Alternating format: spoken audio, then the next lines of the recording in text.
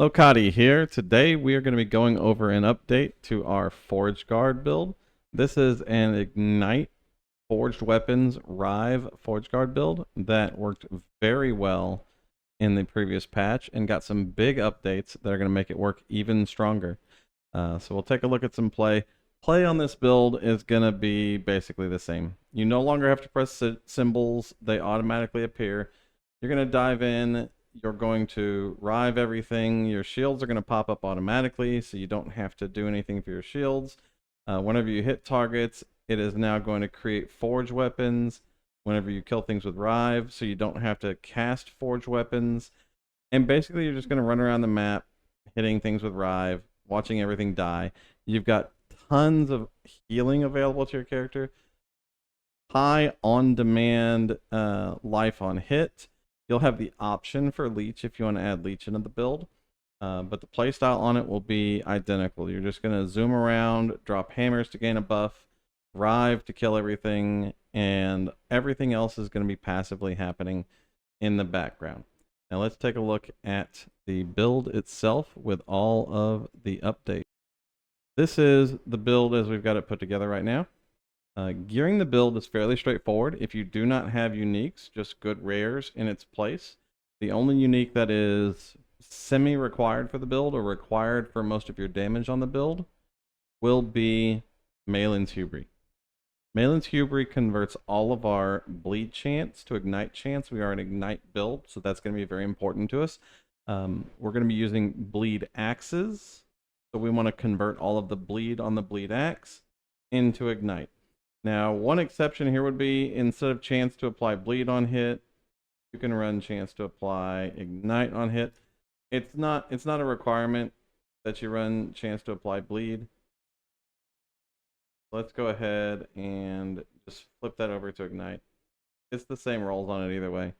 But whenever you're making the weapon, you're going to use a 2LP sword catcher, and you're going to combine it with an axe that has T5 ignite and T5 bleed, giving you a 50% increased chance of it grabbing the useful suffixes that you want.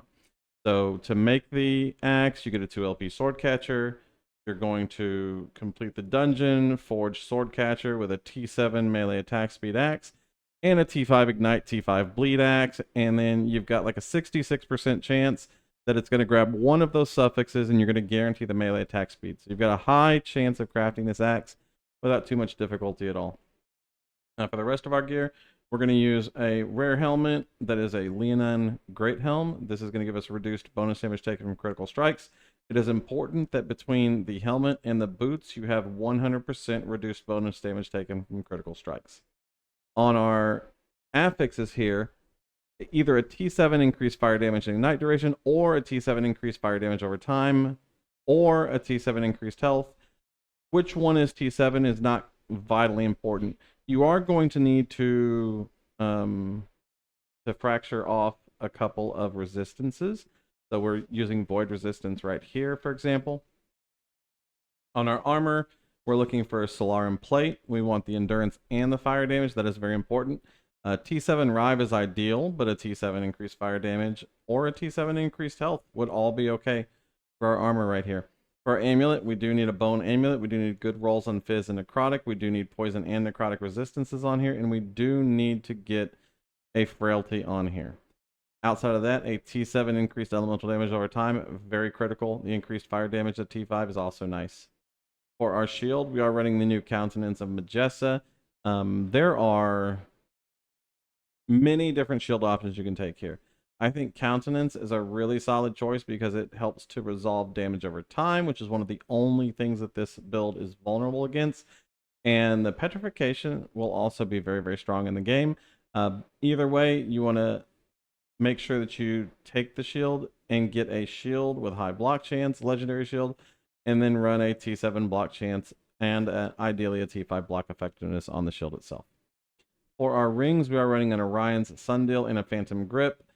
Phantom Grip is a requirement to get your forged weapons to convert bleeds to ignites, and so that's very important. And ideally, you want to get as close to 100% effectiveness as you can on the stats of your gloves applied to your forged weapons. And then you just want to make one with block chance and block effectiveness. Orion Sun, same thing. We just want to make one with block chance and block effectiveness. The Symbols of Hope ideally would be +2. That's very, very strong for us. Symbol gain rate is also very good for us. And the trigger that Symbols of Hope triggers when you go below your endurance threshold is just absolutely insanely strong now. We should be almost unkillable outside of a one-shot when we are below our endurance threshold. On Thornslinger, this is such an easy belt to get a ton of LP on. A 2 LP, you'll probably pick one up in the campaign or in the first few maps that you do. And if you're on Merchant's Guild, they're very easy to get a hold of. You want a T7 LE damage over time and then a high hybrid health. If you get a 3 LP, ideally T7 damage over time, high hybrid health, and high increased health. And then the increased bleed, the movement speed, and the +1 to level of phys skills is phenomenal for us. So definitely a Thornslinger. For our boots, again, Citadel boots, we're just looking for move speed, health, and health. And then you've got an open prefix here. You can get strength on it, you can get vitality on it, or you can get an experimental affix on it. Do something useful with the other prefix on your boot. Nothing is required here. And then for our relic, there are so many relic options. We're just using a basic Argent Crest to help get our cold res and our lightning res together. And then we're running T7 Symbols of Hope. If you don't have T7 Symbols of Hope, then ideally a T7 Health or T7 Health and Health Regen would be very, very good for us there. For idols, we're running 4 large Rallier idols with Ignite, Fire damage, damage over time damage, and an Ignite duration. These are all very good. The increased Fire res and increased Ignite duration is not the most important thing. If you could get a T7 increased damage over time, that would probably be better. We are running a Throne of Ambition. This is just a massive benefit to us when killing bosses. And then we're running 2 1x2s that have increased health, block effectiveness, and health gain on block. The health gain on block is incredibly strong. If you're feeling squishy on your character, you can actually just go in and replace all of these 1x3s with 1x2s and then do 1x1 armor plus health. Those would be really good options. This block effectiveness and health gain on block is massive recovery. And so just replacing all these 1x3s with 1x2s could definitely boost your survivability if you're struggling with survivability at all.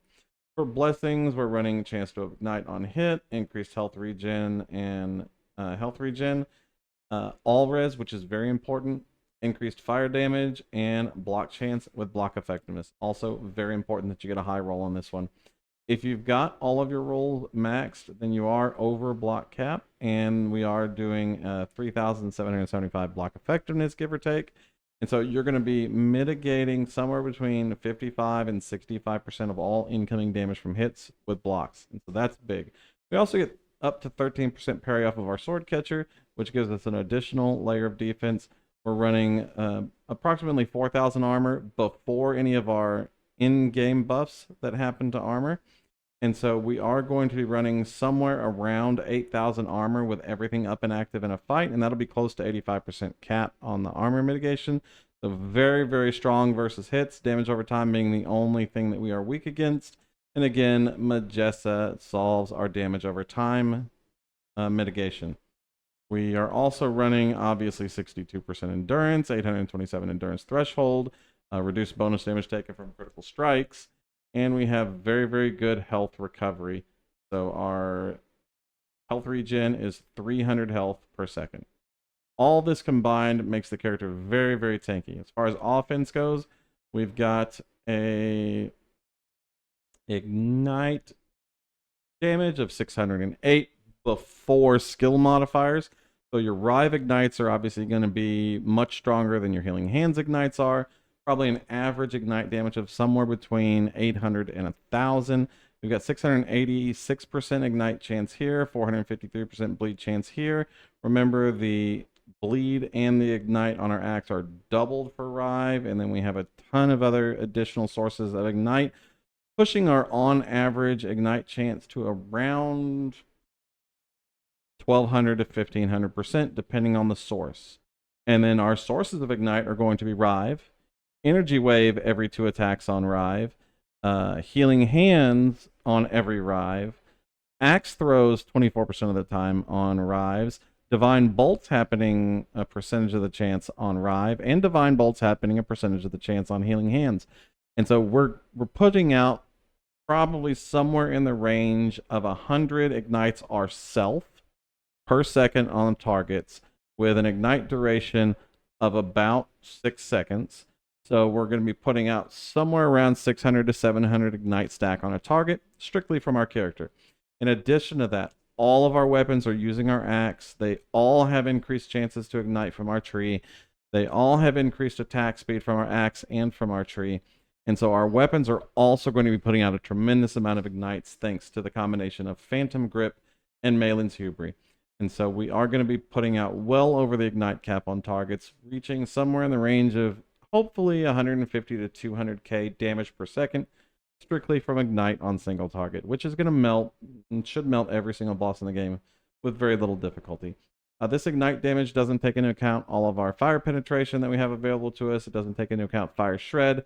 And so tons of scaling for the build, tons of survivability for the build. Skills are fairly straightforward, running Rive, Shields, Symbols, Healing Hands, and Forge Strike. Forge Strike is a once every 4-second attack that is going to give us global more damage, armor, as well as global fire penetration. And then we are taking buffs over here to our weapons. On bosses, you can use Forge Strike early to help generate a couple of extra Forge weapons, but your Rives are going to be generating most of your Forge weapons with your Forge weapon hit chance versus bosses or Forge weapon on kill.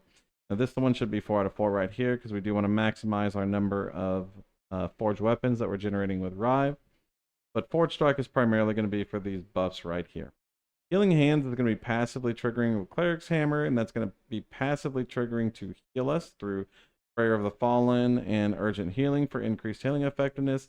And then Seraph Blade over here to make sure that we're scaling the actual healing damage hits with all of our weapon damage. And then Healing Hands is going to be primarily just a source of ignite damage. It is higher scaled ignite damage because we have Cleric's Wrath right here. And then we're lowering the mana cost and the increased area so that we can make this cost as little as possible. And then we're going to be triggering a lot of healing through Rive as well, and a lot of mana regeneration through Rive. So we shouldn't have any mana issues at all with the build. Symbols of Hope. We're picking up Ignite Chance right here, which is very important. Some additional sigils, which helps our scaling. Our Block Chance and Block Effectiveness per sigil, which helps our survivability. And more Endurance Threshold right here. For Ring of Shields, the only thing that we care about truly in our Ring of Shields is duration, additional shields, and additional shields. We've moved over into the tree to pick up Molten Shields, Immolation, and Fire Spin. This all just gives us some additional damage from our clear, just to help us more quickly mow down small mobs that are not very tanky. But this is not going to make a significant difference in your damage to bosses. This just massively enhances our clear against small creatures that are rushing us and dying as they hit our shield ring. And then Rive over here is our primary source of damage, and also where we're going to be putting most of our skill points. And so we've got Bound Weapon into Foe Cleaver, and we're not running Scrap Metal now, depending on the effectiveness of the Forged Weapons. If the Forged Weapons don't seem to be carrying much, we can just go straight to Scrap Metal to massively scale our Rive damage, which in turn scales our Ignite damage, and gives us some defenses through armor. But we're going to go ahead and stick with just Foe Cleaver right now. Foe Cleaver doubles the damage stats and the ailment chance stats on our two-handed weapon. This is absolutely massive. It's what gets us to these incredibly high Ignite numbers, and also makes our base Rive and our base Healing Hands hit for very, very hard. Well, this doesn't have any effect on hands, but makes our base Rive hit for huge damage against targets that we're not going to be killing with damage over time. We're going straight to Savagery because 45% more hit damage versus ignited enemies helps with our clear massively. And then all of our other scaling is Strike 2 damage. So Strike 2 dealing more damage means that the Ignites from Strike 2 deal more damage. Champion makes us deal more damage, which makes our Ignites deal more damage. Getting massive attack speed for more Ignites, and then rushing down to removing Third Strike because Third Strike doesn't get this attack speed bonus, which makes us attack much faster. So we're just going 1-2, 1-2, 1-2. And then Energy Wave gives an additional attack every first strike. The additional Energy Wave then, of course, can ignite targets with our base Ignite and our base Bleed Chance, which just massively increases the number of Ignites on the target. And we do have some extra skill points unspent here because we're not taking into account these melee bonuses that you could be getting from the sword catcher. And so we can go much deeper into the tree here, and that'll depend on what you want out of the build. I would probably on Rive go straight to champion here and max that one out, and then max out our ignite chance down here. For our shields, the healing is not a bad choice. Every 6 seconds, your shield will heal you. This is not really strong, but it's a little bit of extra points here. For our healing hands here, I would probably just go straight over here to the healing over time. You could look at running a glove experimental affix that gives you ward per second and allows you to convert the healing into ward from healing hands. If you wanted to go that route, we have done that in the past, but I don't think it'll be necessary for the build. That is an option there. If you don't want to use that as an option, you can put another point in Divine Catalyst over here. Well, that doesn't even really do anything for us. Health Globes drop, maybe. Not a lot of extra bonus points here on Healing Hands. It's a pretty straightforward skill. And then on Forge Strike over here, you would just increase your Forge weapon damage right here. We could increase our armor shred from the Forge Strike. We're not Forge Striking that often. You could just base increase the Forge weapon damage here. Small increased chance to summon against bosses. You could also play around with Shrapnel if you wanted to play around with Shrapnel. And the Forge weapons will be generated and then last for less period of time, but explode when they expire, doing damage. If you're over generating them, I don't think it's going to explode. So that's something we could play with as well. Passives. Passives are really straightforward. Sentinel base class passives are just going strength, and then we're going down here to get block effectiveness, damage from nearby enemies taken reduced, a couple points in Valiant Charge just so we can zoom around the map more often. Time and Faith gives us mana generation and health gain whenever we are hitting with Rive. This is what makes us nearly immortal when we're under endurance threshold because we have so much mitigation and so much health gain while riving. We're taking Axe Thrower, which is critical to be able to generate Fire Shred through our Forge Guard tree. And finally into Blade Master for increased attack speed.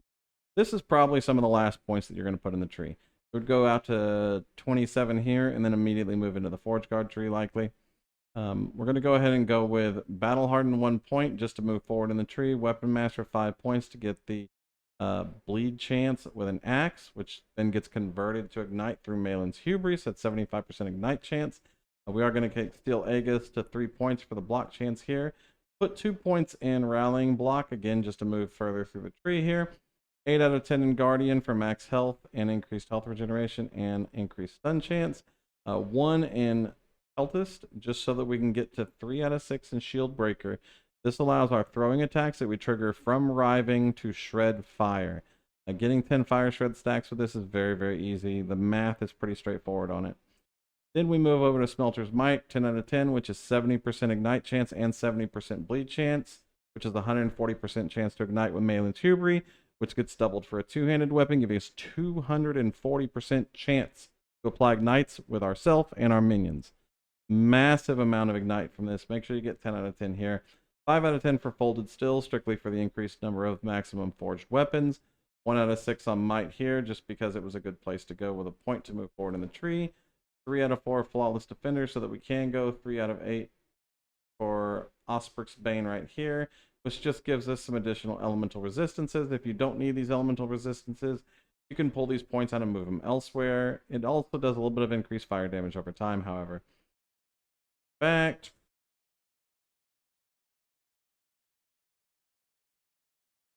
Oh, this is a tough one.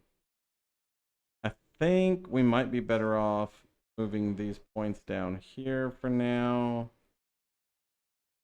And these points over here. I think at the end of the day, that's going to be a better decision. That put our health over 3K. 3K seems to be the golden number, yeah. 3K seems to be the golden number of where you want your health at to avoid one-shots from most really large boss abilities. So we'll go ahead and make that move and that change right here. Take advantage of this increased fire damage over time since it is shared between us and our forge weapons. And then 5 out of 5 Walls of Solarum so that we get the increased block chance and the less damage taken, which is doubled because we're over 50% block chance. And then Shield Crafter, which triggers our shields on block and gives us block effectiveness per shield. Gives us increased minion health and increased minion armor, allowing our minions to survive better. This is a very, very powerful node. Forge Master's Might allows us to use a two-handed axe with a shield, which is absolutely massive. And then 8 out of 8 for Master of the Arms, because this does give us plus 16 strength with a two-handed weapon. Get frailty chance with a shield. And then we have a increased, a reduced bonus chance, reduced bonus damage taken from crits with shield. So we get frailty here, we get strength, and we get reduced bonus damage from crits. And so this is a very powerful node for us as well. That's going to round out our passives on the build. If you have any questions over anything, leave a comment down below or come by YouTube or Twitch and ask questions. Sometimes it's much easier to answer them in person than it is to answer them just in comments on the screen. Thank y'all very much for watching. Y'all have a wonderful day. Peace.